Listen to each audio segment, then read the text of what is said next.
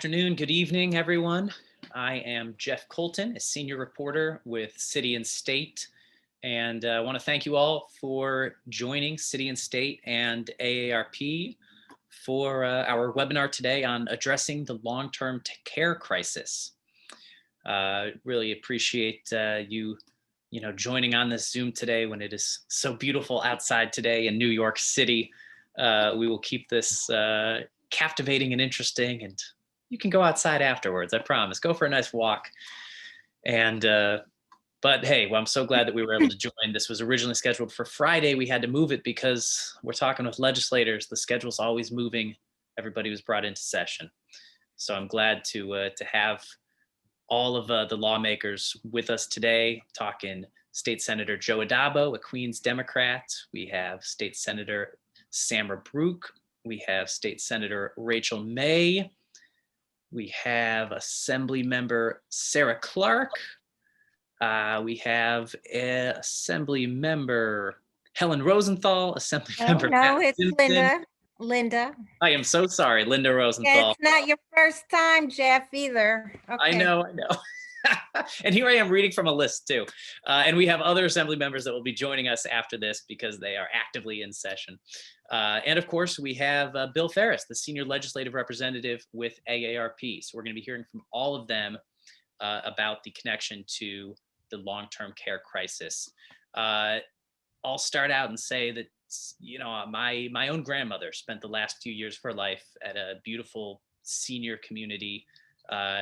And you know what? The food was great. I actually liked visiting her because the dessert was incredible. And that was really the best case situation for long-term care for her. And there's just so many options around the state of New York. We're going to discuss the good, the bad, and what legislators can do. And I'd like to kind of move to that same topic with those that are with us today. I'd like to have each of our elected officials and Bill briefly introduce yourself in under a minute. And please just briefly explain your connection to the long-term care crisis, whether that's a personal connection relating to your work, the committees you're on, or both.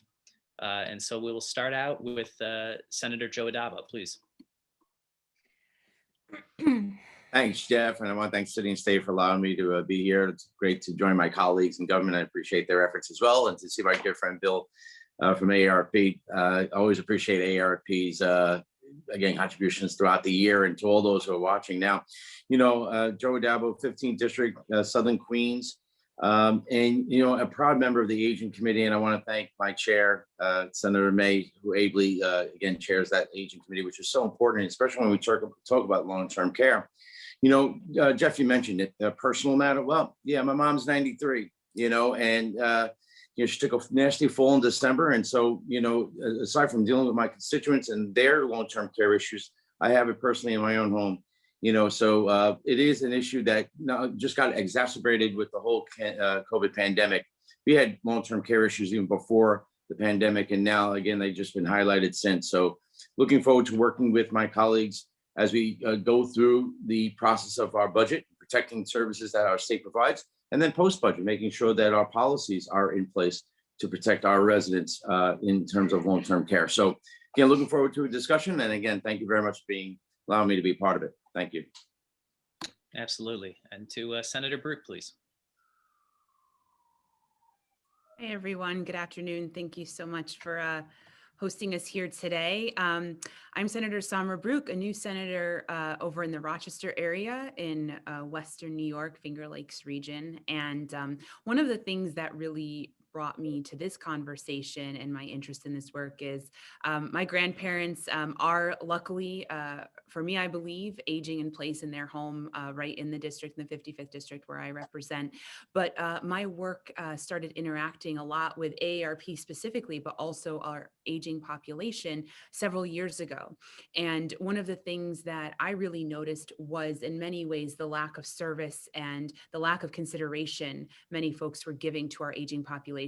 And we say this as I sit in a district that is rapidly aging. In fact, our city is one of the highest rates of aging population in the entire state of New York. And so I think it's more and more important that we are dealing with these issues in an intergenerational way. And in fact, you know, we're all lucky if we can age, right?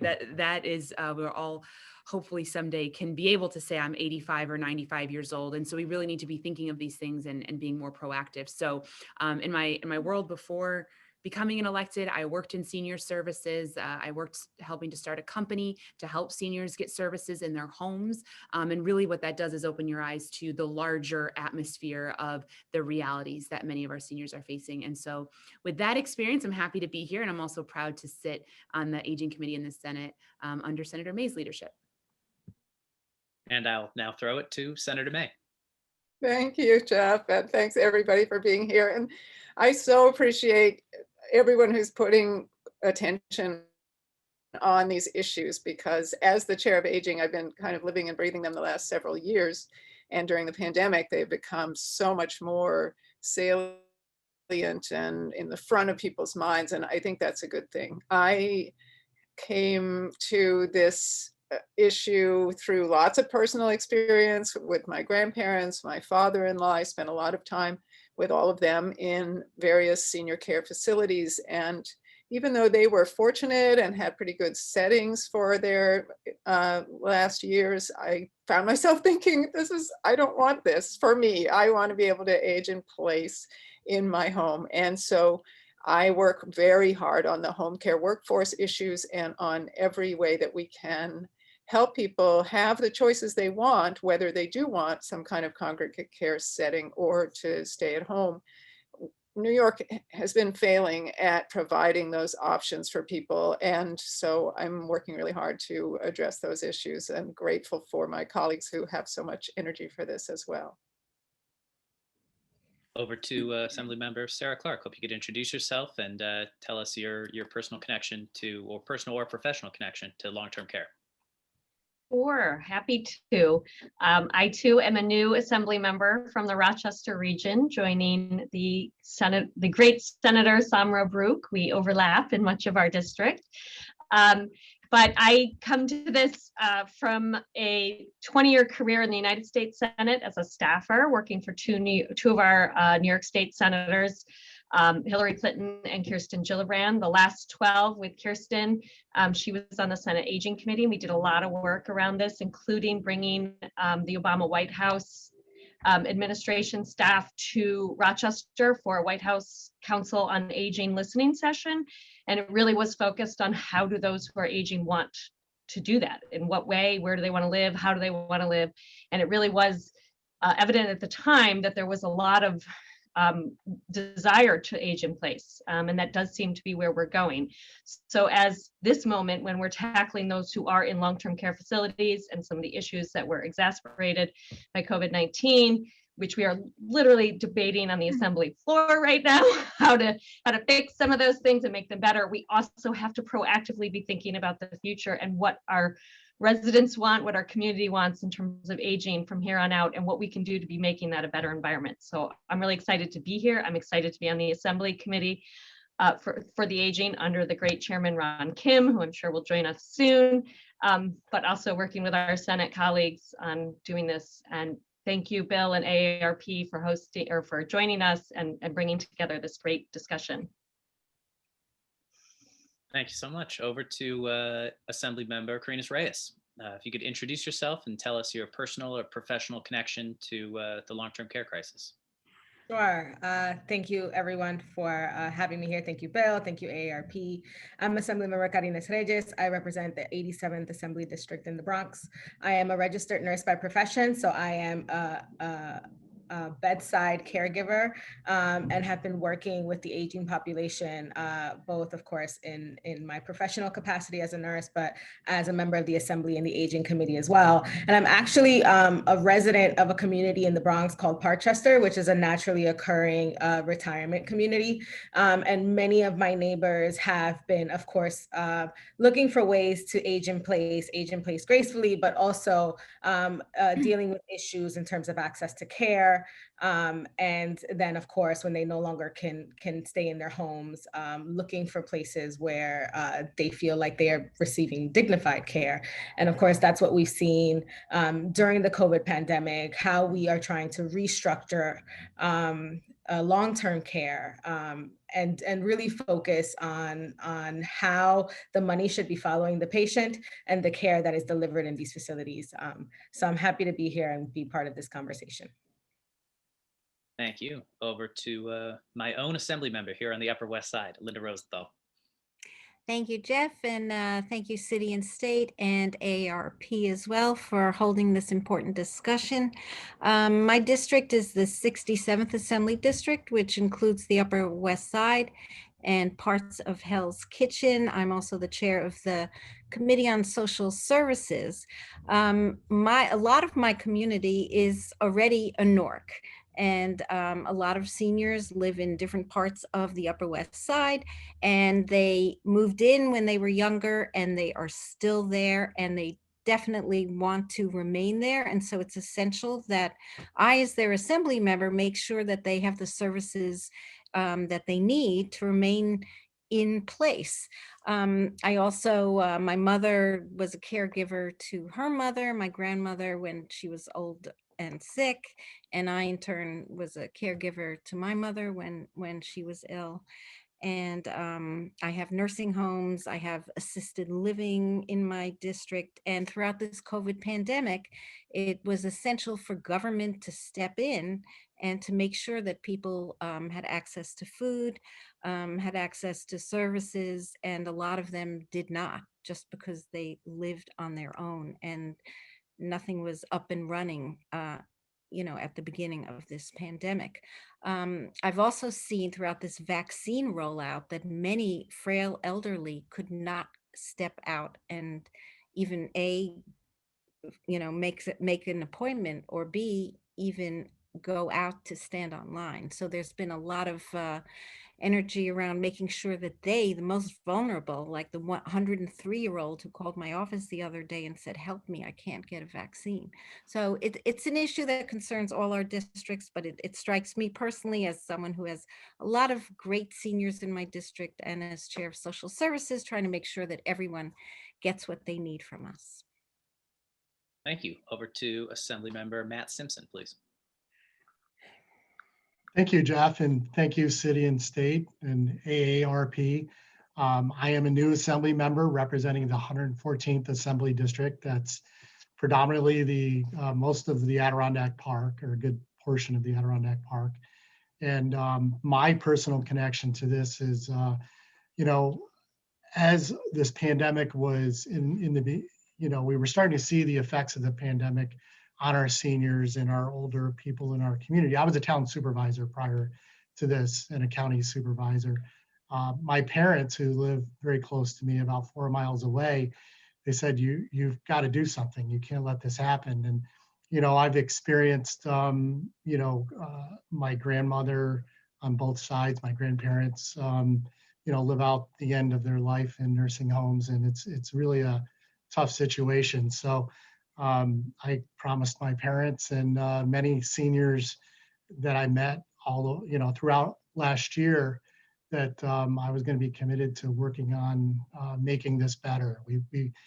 I really feel it's a responsibility to these seniors and to these elderly people who have, contributed to our communities their whole entire life. I mean, I wouldn't be here if it wasn't for my parents. I have a responsibility to ensure that they live a happy, safe life, what they have left. So I'm really looking forward to working with all my colleagues. I know I haven't met very many of you in person, so I'm looking forward to that time also. And I'm also looking forward to tonight's discussion to learn more and be involved and see what I can do from my position. So I want to thank you all. Thank you so much. And to Assembly Member Ron Kim, thanks for joining us, and just wanted you to briefly introduce yourself and tell us your personal or professional connection to long-term care. Thank you, Jeff, and thank you, City and State, and good to see you, Bill, Ferris from AARP, and to all my colleagues in the Senate and the Assembly for your tremendous work. I chair the Committee on Aging that sees older adults and making sure that they receive the proper care that they deserve. I am very grateful for my colleagues and their work. We have just we're completing up a package of bills in the Assembly, passing around 16 bills, including Assemblymember Clark and our first bill as a member, which is also Senator May's bill on the Senate side, to make sure that our ombudsman program, which is a critical program that was understaffed or underfunded and did not have the teeth to do their jobs during this crisis. And we also passed a number of other bills that truly prioritizes saving people's lives over the profits of some of these facilities that have been the priority during this pandemic. My personal connection with this issue, we're on the ground, just like many of my colleagues, knocking on the door of these facilities, trying to be a voice for families who couldn't see their loved ones for months. I too, just like many, have lost a loved one in a facility in the middle of this pandemic. So it's both personal and professional for me. And I'm just so grateful that we're finally at a point where we have the entire data in front of us so we can truly legislate toward real solutions moving forward. Thank you. Thank you. And over to Bill Ferris of AARP. Well, I'd like to thank you, City and State, and thank you for all the legislators here today. I appreciate it from AARP. From a professional standpoint, if you look at the stats that have occurred in New York across the country, close to 40% of all the COVID deaths were in nursing homes and long-term care facilities across the country. So from a professional point of view, that bothered obviously AARP greatly. And we knew that we had to do something, as everyone on the line here tonight knew that we had to do. Everyone knew, the state had to respond.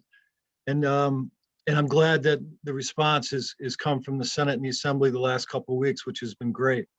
As far as a personal connection to the issue, I have both my parents are alive, living in Senator May's district on the west side of Syracuse. And my siblings and I have done everything we could to keep them home and out of nursing homes. And it has not been easy. And I agree, professionally and personally, we need to do more to keep people out of institutions and at home and living in the community as long as possible.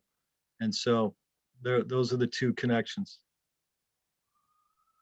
Thank you so much for all of you for introducing. And look, we'll jump right into questions now, especially just what Assemblymember Kim was talking about, this legislative package, talking about reforms, particularly around nursing homes in the state. So I guess I'll open this up to first to Assemblymember Kim, but then to anybody else who has been involved to talk about this package that includes a full repeal of the controversial legal immunity protections that were passed in the budget last April. And I noted that the health chairman, Dick Gottfried, had aimed at nursing home operators, saying that, quote, "We need laws to make nursing home operators spend more money on patient care, not on profits and administrative waste." So again, just to Assemblymember Kim, I want to hear about that. Given the growing need for long-term care, can New York afford to be choosy about nursing home operators and about for-profit facilities versus nonprofit? Thank you, Jeff. We are actually debating this bill as we speak on the floor, the bill that you're referring to, Chairman Gottfried's bill. So I may have to go back and comment on that bill before the forum is over. But that bill is about mandating the industry to spend at least 60% to direct care. So when these facilities, which are about 63% for profits in the state of New York, we already know the history of them cutting corners, and we already have records of them not investing enough to direct care.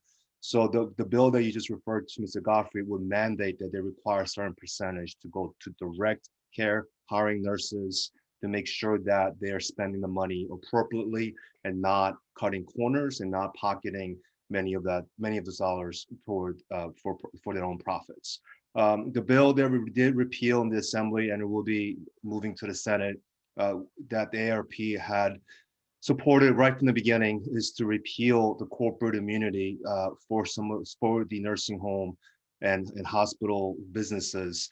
The moment we broaden the scope of immunity to cover the businesses and not just the workers. It no longer became about workers, but to really protect the profits at the peak of the pandemic. And the governor did this in the last hour of the budget last year, which in itself is toxic, and we should end that practice. But whether we agree or not, disagree on whether these businesses need some sort of protection, it should be done openly. It should be discussed after the fact. And they should come to us with all the receipts and argue to the public and the families that we did everything we could to save people's lives, but we need some help. And that's the proper way to legislate. But the way they did it, it served as a disincentive, but especially for the for-profits, for doing more to invest in PPE and hire staff. And when they, at the same time when they did it, we all know about the numbers and the data around nursing homes. They've purposely decoupled the nursing home deaths to give the impression to the public that the fatalities wasn't that bad for months. And that's some of the ongoing controversy that we will have to address in the coming days, coming weeks. But now that we have the totality of the numbers, we are going back and repealing that immunity and telling the industry that you no longer have a blanket corporate immunity. And we are restoring the rights of patients and residents, because without those rights, when the states fail to protect them, it's the individual right to recourse that they feel safe, when they feel safe, that they can go to court and they can have a day in court if these facilities fail to protect them. And it was a tremendous win for us to restore those rights for those residents and patients. Thank you. A lot to discuss there, but I guess while the Assembly is debating this, I'm wondering if any of our other Assembly members would like to discuss, particularly the bill about patient care versus profit. Yeah, I mean, I can jump in. I know we passed a bill last week as well that limited any more for-profit nursing homes opening in the state. And I think it's important that we should be removing the profit motive from any healthcare delivery. At the end of the day, if somebody goes into delivering healthcare, it shouldn't be for profit. And the fact that we have to legislate how much money these institutions are using for direct patient care, I think is problematic as well. And we have to look at the salaries of CEOs, oftentimes making in the millions. And we have chronic understaffing in many of our nursing homes. And that is, of course, a direct correlation to patient outcomes, the fact that you don't have enough staff to take care of them. So I think we're moving in the right direction. And it necessitates many pieces of legislation that address all these individual issues that have an aggregate effect on the overall outcome of our patients in nursing homes. You know, I'd like to add also that it's only because of COVID that we've had wide exposure of the imperfect and lack of care in many nursing homes. I have some nursing homes in my district that I was on the phone with the Department of Health, you know, every week because patients had bed sores. Patients got the wrong medications. Not enough staff, and that's why we have the safe staffing bill that we hope to pass this year. There were so many things wrong with nursing homes before COVID. During COVID, it turned deadly and it was tragic. And so it's because of this crisis that we're actually passing all of these bills. But a lot of these pieces of legislation we should have passed beforehand. It just takes a crisis sometimes to provide the momentum to fix a problem that's been festering for years. I would just echo everything that my colleagues have already said, but also, you know, where we have one of the most expensive healthcare systems, obviously, in the world, and yet seem to not put a lot of that money into patient care and into the providers and the staff who give it. So we have a lot to look at in terms of the whole spectrum of where our health industry is at. But with our nursing homes, it's our moms and our parents and our grandparents. And so it just strikes such a chord about how they are cared for at the time when it is most critical. So I think we have a lot to look at, and it's beginning to sort of say, well, the industry is not going to change itself. It's really incumbent upon us to start making sure that we're putting in the right rules to say this is where the funds and the resources need to go. So. And I'll open it up to the senators too. I know that your side of the aisle or your side of the building has already passed a lot of these bills about reforming long-term care and nursing homes. If anybody has thoughts on this package and what needs to be done.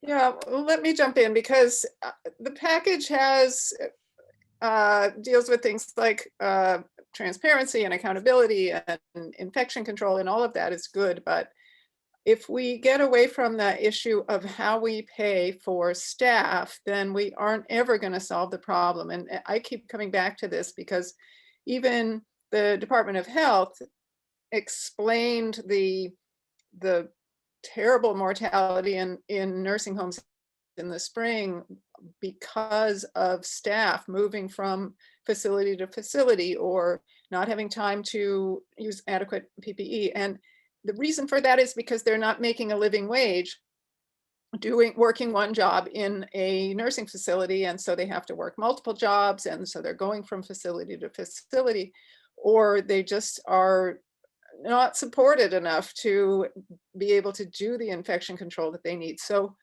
the problem is with our budgets and the way we have squeezed the Medicaid budget year after year after year, so that the reimbursements for Medicaid are not keeping pace with the cost of doing resident care. And so we have to invest. It takes a lot of money. We keep sort of saying maybe there are these legislative fixes we can do, but the big fix is we have to invest more money in it. And it's an investment that will pay off in not just in quality of life and resident care, but also in terms of if the people doing the work are earning a living wage, then they are putting that money back into the economy. They are not on public assistance. They are helping their whole regional economy thrive as well. And they are helping to make the care better so that we have better outcomes in nursing homes. It's one of these things where we just have to bite the bullet and invest in it.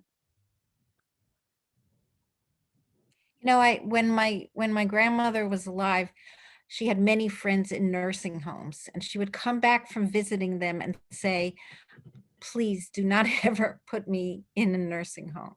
And we never did. But the daily horror stories, and this was years ago, continue to resonate. And, you know, it's foolish in terms of people's quality of life that we haven't addressed it yet. But I think we're doing it now, and that's great for future residents of nursing homes, for sure. And I just wanna- I would just add, oh, sorry, go ahead. No. Yes, I'm a member. Go ahead. I feel like you haven't had your chance, so now I feel like I'm speaking again. I'm sorry. No, I was just going to add on to Linda's comments, Assemblymember Rosenthal's comments about and Senator May. I mean, there is this staffing and how we pay people, but there's also keeping people out of facilities. And one of the things we advocated for this year is enough money to finally take all the seniors who are on waiting lists off so that they can get their critical home-based services, their legal help, their meals, and case management. Otherwise, we know there's a percentage of them that are going to end up in long-term care facilities. So it's a small amount of money in terms of what we spend overall on care to get every senior off the waiting list and the services that they need in their home-based program. But if we don't do that, then we know they end up in more expensive care down the road. So there's two things we need to solve here. How can we help people stay in their homes at a lower cost, keeping them with all their basic necessities, so that we don't have these larger costs of facilities and all that comes with keeping those facilities running. I was just going to add, thank you, Assembly Member. I was just going to add, again, I agree with my chair, Senator May, but you know, she also mentioned accountability of the 11 bills that we passed last month, and some have to do obviously with staffing. But you know, of the bills we passed last month, I had actually, and I think the messaging should be that we're not targeting nursing homes. You know, it's certainly an issue that we have to deal with, but many of the nursing homes called me post the vote that we did in the Senate, and they thought we were targeting them. And, some of them did do good work, certainly during the pandemic. Most of them, but many did. And I had to mention that we're not targeting them. We're seeking to the chairwoman's point about accountability. We wanted to make sure that we have nursing homes that are accountable for the services that they provide, and we're looking for quality care. I was looking at a national survey, American Healthcare Association. They did a survey that last year in 2020, nursing homes spent $30 billion on PPE and staffing. Some nursing homes in our state did the right thing. But obviously we had many issues that we as legislators have to address for the sake of our people. So we're not targeting nursing homes and certainly not throwing the baby out with the bathwater, but we do have an issue that we are prepared to address.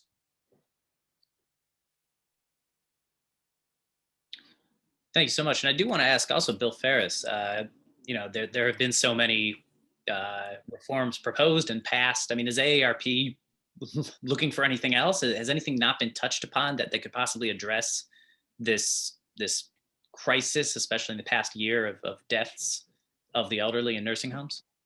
No, I mean, we are very happy with the action of the Assembly and the Senate the last couple of weeks, and it's been a really good to see these bills passing. I think with there's a couple bills that aren't same as in both houses, looking at the fatality data and such. But overall, I mean, we're very happy. We think that the last piece of this is really the front end, and I think Assemblywoman Clark mentioned it.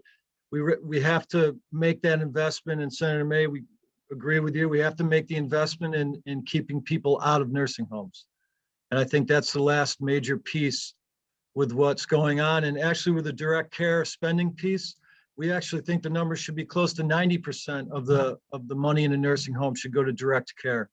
And New Jersey did 90% during the pandemic. And if New Jersey can do it, I think New York can do it. So, it's something that we think that, could definitely happen. I know there's different approaches between the governor and the Senate and the Assembly, but there's 3 weeks time and we have till June for the end of session. So we're very hopeful. But overall, AARP is very pleased with the legislative response to this nursing home pandemic.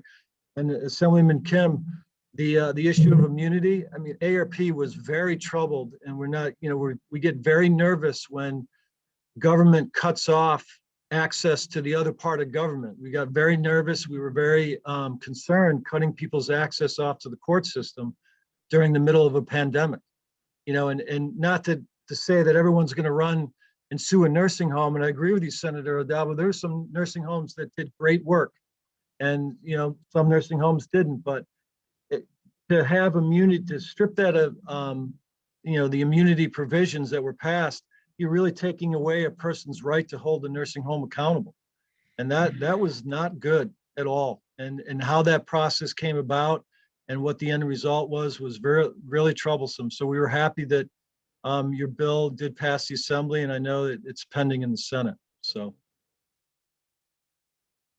And just a comment for the audience.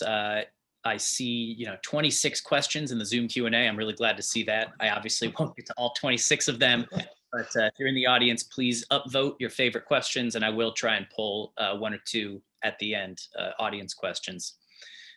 Before we get to those, though, I do need to ask about one more question that's been in the news. And that's Governor Cuomo's order to have nursing homes readmit residents that had tested positive for COVID-19. Look, that's a year old, but the debate really does continue. So a question for anybody that wants to jump in on this. I mean, was that good policy generally? And was that good policy at the time? I mean, I would say, I think we can all agree it's not a good policy. And I think the problem is that it was more the cover up after the policy and the inability to own up to the mistakes that led to the current controversy that the governor faces.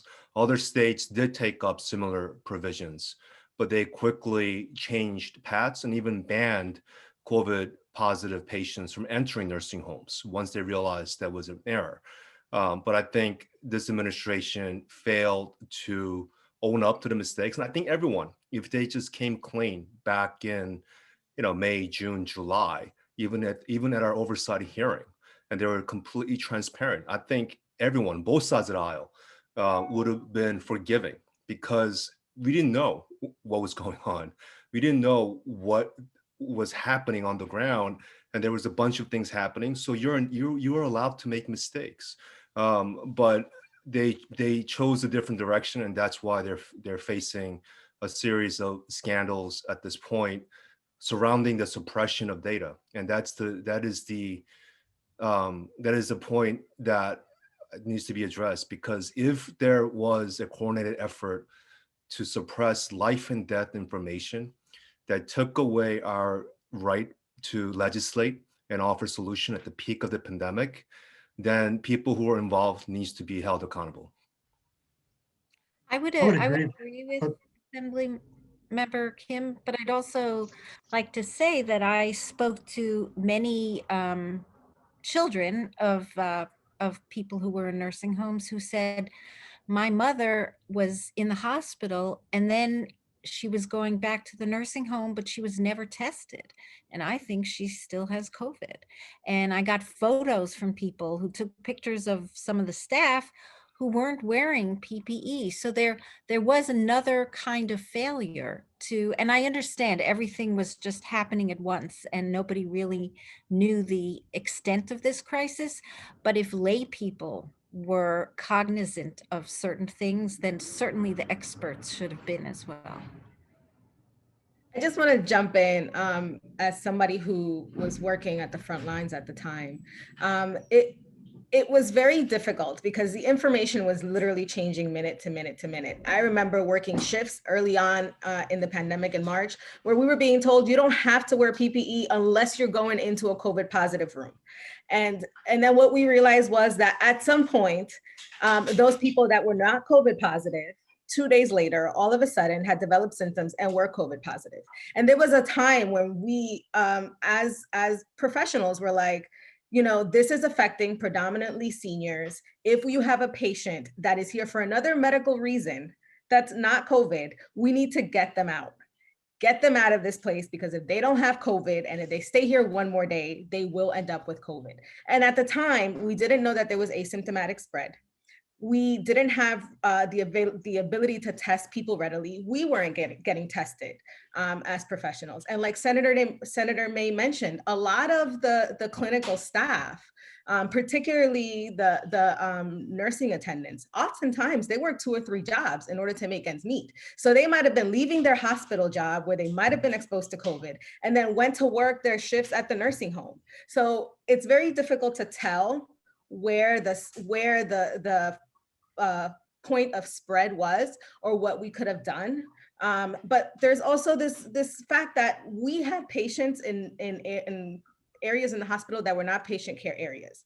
We were literally busting at the seams. The emergency room was a war zone. We were climbing over stretchers, and we just needed to decant the hospital in order to take care of the patients that, frankly, we were intubating hour by hour, more and more people. And we have to have them in physical hospital beds in order to maintain them on a ventilator, because we need to attach it to suction. We need to attach it to oxygen. It has to have a power source that is backed up with a generator. All those things are important when we intubate people. And at the rate we were intubating, it was an unmanageable reality. So with that said, do I think that the decision at the time was the best? Perhaps. I think that the biggest problem is the fact that the governor withheld information. And if he would have just been honest and upfront, then perhaps the medical community would have paused and said, maybe there's something that we can do differently. But we never had that opportunity because we didn't have the information. I just would like to add, I had 2 family members that, my daughter was a CNA in a nursing home and her boyfriend was an RN.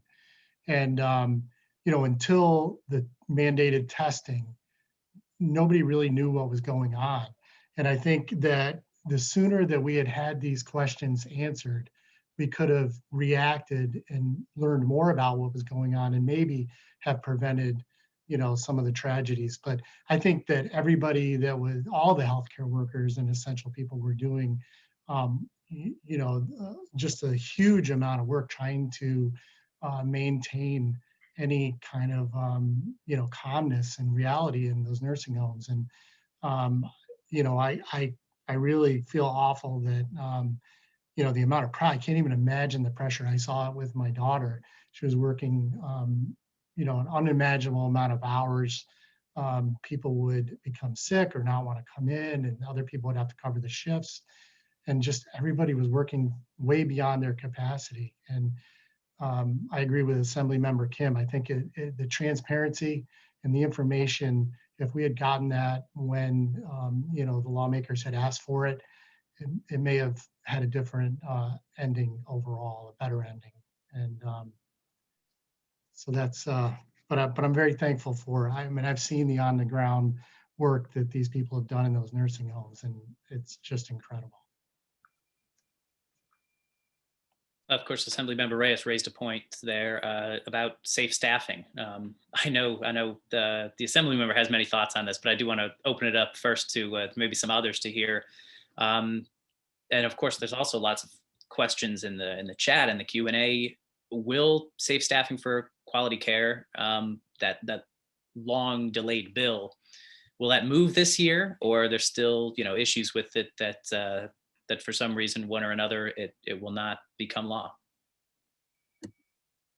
I want to take this one first, because as a new member, I'm kind of trying to get up to speed on all this legislation and all the work that many of my colleagues have done prior to me becoming a member.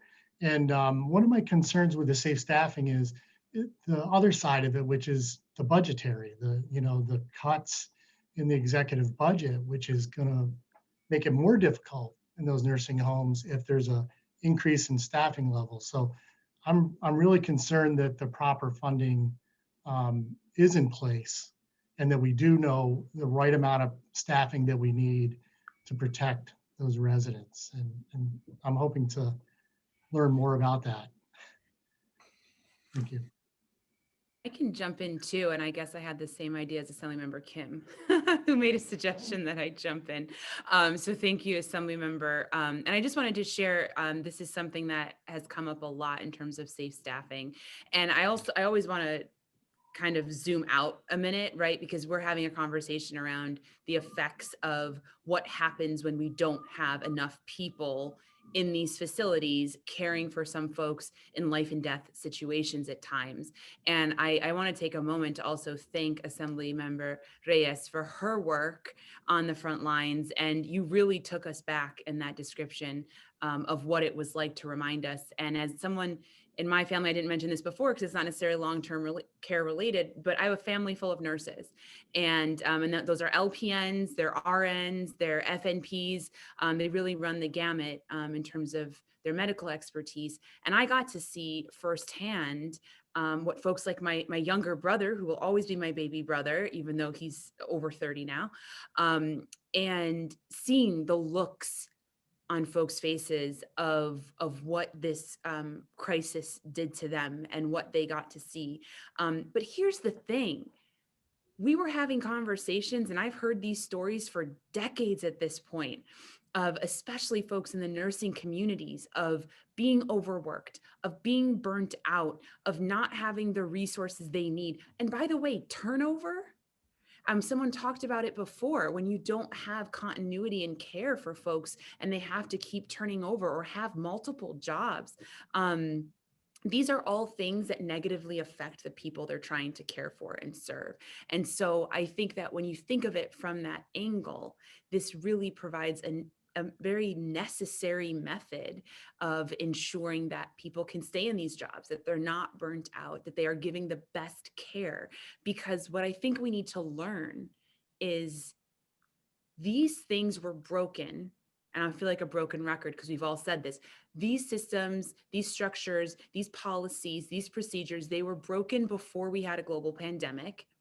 And if we do not fix them, we will find ourselves in the same scenario, because it is inevitable. There will be another crisis. There will be another public health crisis. We don't know what it will look like. But if we don't take a moment to try to fix some of these things, we have learned nothing.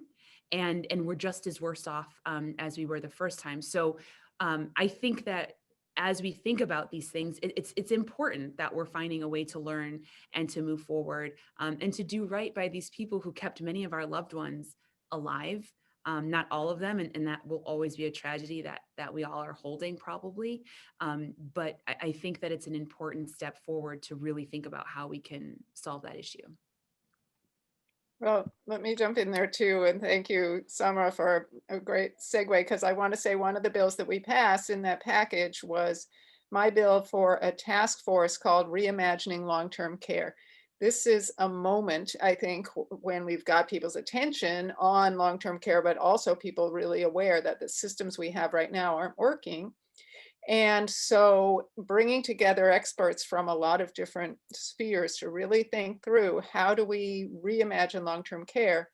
Newsday did a really important article about 10 days ago about whole new models for long-term care that are not nursing homes. They are much more small home-like settings where you might have 10 or 12 people in a building with permanent staff and a kitchen and that sort of thing, where it's much more like a home.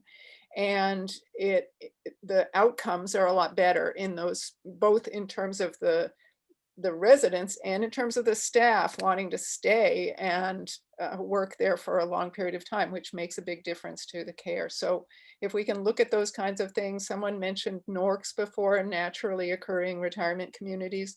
This is something we should encourage, where a whole lot of people age in place in a apartment complex, for example, or even a neighborhood. And there's a critical mass of seniors there, so that it makes sense to provide the services to them in the homes that they have been in for a long time. There are a lot of different ways that we can support long-term care that don't look like what we're used to. And I think the more we can really take that holistic look and think about how to move forward and take this crisis and turn it into that opportunity to do that, the better off we'll be. Hey, Jeff, I just wanted to make a quick comment on the nursing home staffing. I think the Attorney General and her report, which, ARP, from ARP's perspective, we were so very happy that she released that report, and we think that she did a great job. She, and it's in the literature as well, that the more staff you have, there is a theory that the better outcomes you will have for services to people.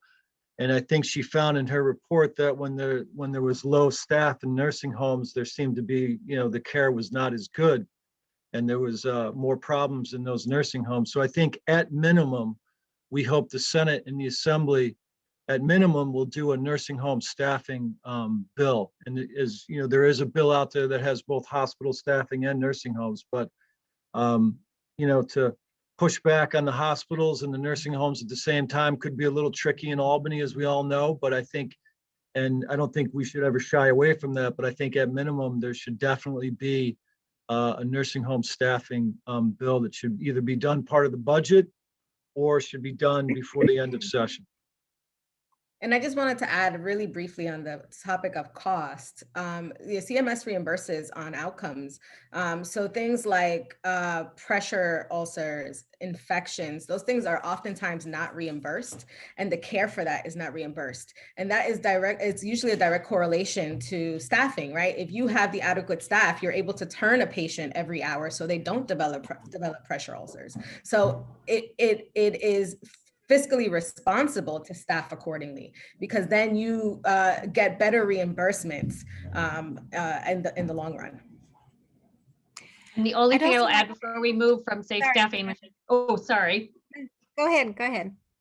No, I was just also going to say, one of the suggestions came to me. I do continue to hear this overwhelming drumbeat of there's not enough, there's a workforce shortage.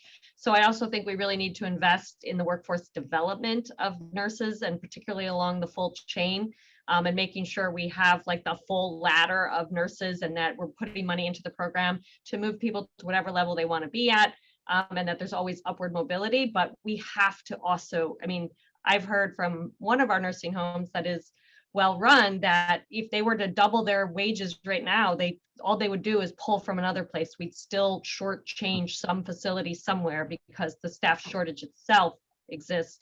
So we also really need to invest in bringing more people into this, and that comes with also better wages and a ladder up of opportunity. But I think we need to look at putting real resources into that as well. What I was going to say is that look how many years we've had this bill. It's been years, and who has stopped it? It's been the hospitals, the Greater New York Hospital Association, nursing homes. I'm still getting emails from nursing home affiliated people saying these bills are not good for us. I'm like, you know what? The tide has turned, and we're actually doing what we should be doing. And I am hopeful about the safe staffing bill, but it's been years sitting, waiting for agreement among everyone, and it's taken too long. And look what the result of it we see some of right now. I'll agree with Assembly Member Rosenthal. It has taken too long. I'm a co-sponsor of the safe staffing bill on the hospital side. And I know, there's a lot of moving parts, but to me, it's a win-win-win. It's a win certainly for the patient. They get the quality care. It's a win for the worker because they're not working the 20-hour shifts. They're a more productive, more healthier staffer. And it's a win to me for the provider because their quality of care and their product and the mission that they're on, the mission statement that they have is going to be quality care. So I think it's a win-win-win.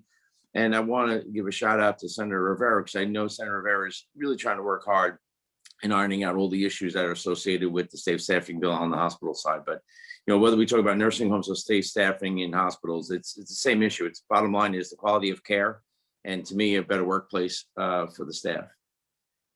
Now we've talked so much about professional caregiving, but I see so many of the questions that we're getting from attendees are about family caregivers and informal caregiving.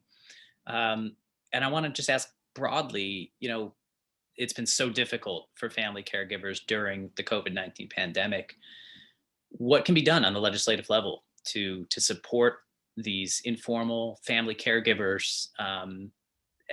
And well, what can be done? I'll go quickly because this is very dear to AARP. I think Senator May said it at the beginning and other members here that it's really trying to keep people out of nursing homes, and the people who keep people out of nursing homes are the family caregivers. And the family caregivers rely on programs that are administered by the State Office for Aging. And we really need to make an investment in those programs to not only keep, to help these caregivers keep their loved ones out of nursing homes. And I think that without that investment, we've heard a lot about investment tonight. Without that investment, it's just going to go back to the way it was. People are going to go to nursing homes, and nursing homes weren't prepared for the pandemic. What happens in the next pandemic? Everyone says there'll be another pandemic. How do we prepare for that? So it's really the front end needs to be addressed, and obviously the legislature is looking at the second half in pushing all these bills out. But caregivers are on the front line. Family members are on the front line. And I can tell you from ARP's perspective of what we've heard over the last few years and during the pandemic, they need help. They need a lot of help. So we're encouraged by some of the words we heard tonight about the front end investment. You got to unmute, Senator. We have a family caregiver tax credit bill. I don't think it's going to be in the budget this year, but the idea is to recognize that people who are caring for someone in their home are also spending a lot of money on that typically, whether it's building a ramp or bringing in medical equipment, or just that they need a night off every now and then and they need respite care. So to allow them to get a tax credit for that is one thing. Another piece that is kind of in the intersection between caregiving at home and caregiving, the kind of care that families give to their loved ones in nursing homes, has to do with the visitation bill that they passed in the Assembly and in the Senate. That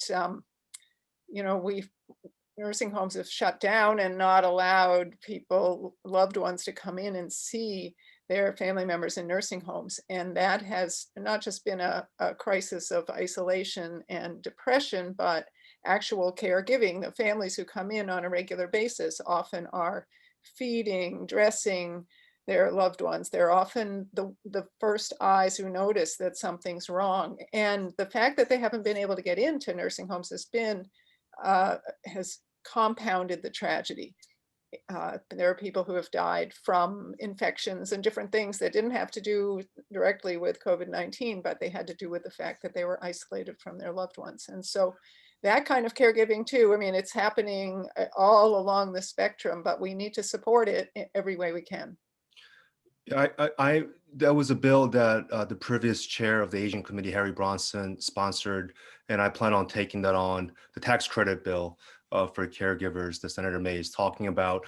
But in the larger context of things, I do want to recognize that we do have an economy that is so market driven, and that's what Assemblymember Reyes was referring to when it comes to care work, that we should get profits out of care work and really invest in care. And that's what we're talking about. Can we strive toward a caring economy where we can actually pay real money for care instead of taking advantage of the devalued and unvalued care that's sort of all around us? And that's what we normalized for so many years. And it intersects with solidarity economy, feminist economy, because we all know that people who fill the void and volunteer are usually women of color in places like New York City that step up and do this type of care work for free.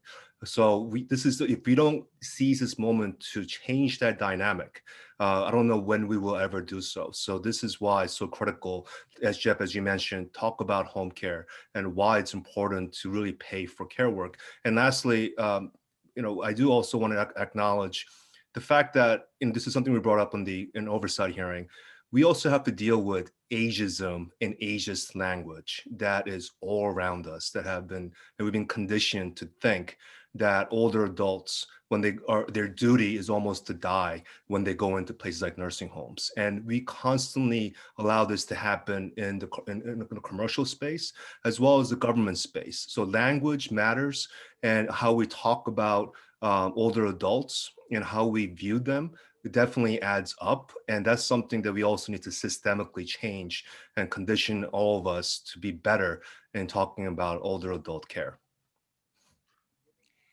I just want one quick thing, Assemblyman. Bill, back in 2015, I worked with Bill Ferris and AARP, Dave McNally, on the CARE Act, which was the Caregiver Advise, Record, and Enable Act. And that allowed patients to designate a family member or other support person to receive training so they could take care of their loved one at home. It was a bill that passed around the nation and very important. But one thing we haven't taken care of is how to actually pay people who are family members who devote their lives to taking care of their family members, like my mother did. There is a program called CDPAP where Medicaid eligible people can choose a family member, not a spouse though, to come and take care of them and be paid. Of course, it's not enough money, but it's a good model for us to reflect on and see how we can actually pay a living wage to people who make sure their loved ones are safe and well taken care of. Guys, I just wanted to make a quick comment. And Assemblywoman, it seems like a lifetime ago when we worked on that bill. Couldn't agree more with the Assemblyman Kim. If the time is not now, when is the time? And we've had 15,000 people die in our nursing homes and long-term care facilities. We had some issues with the accurate information coming out. Now we finally have it. Couldn't agree with you more. If we don't do it now, when are we supposed to do it? When would the legislature do it and advocates push for it? If ARP firmly believes the time is now, and that's when early on, Jeff, you asked, is ARP happy with what the legislature is doing? And we are, because they have been very active over the last 2 weeks, and it's good to see. There's a lot of problems existed, and unfortunately, the pandemic exposed a lot of them.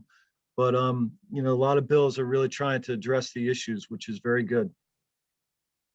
This has been a wonderful And I'm so glad to see the interest and the passion in the chat and in the comments. I wish we could get to all of your questions, but sadly we have to end here. However, hey, we are having another event with AARP focusing on issues for the aging. That's on Friday at 10 a.m. And I believe the topic is going to be, yes, internet and utility policies for the pandemic. A lot to talk about there. For other events, on Thursday this week at 2 p.m., City and State is holding a webinar on ranked choice voting, focusing on Staten Island. We're going to have a couple of New York City mayoral candidates joining us. And tomorrow, we're celebrating our Labor 40 Under 40 at 5 p.m. It's going to be a really fun conversation with some of the state's biggest labor leaders, talking about the labor movement and their history and their mentors in the labor movement. I'm really looking forward to it. And of course, 40 of our rising stars in the labor movement. So, oh, by the way, all of those are free. It's online. And if you go in the chat on the side of Zoom, you should see links to those events. And if you're following us on Facebook, you can go to cityandstateny.com/events to check those out. I want to thank so much all of the legislators that joined us today, and Bill Ferris from AARP for supporting us and for sponsoring this event. This was a really wonderful, in-depth discussion. And Ken, I wish we could talk longer, but thank you for sharing this time with us during such a busy time.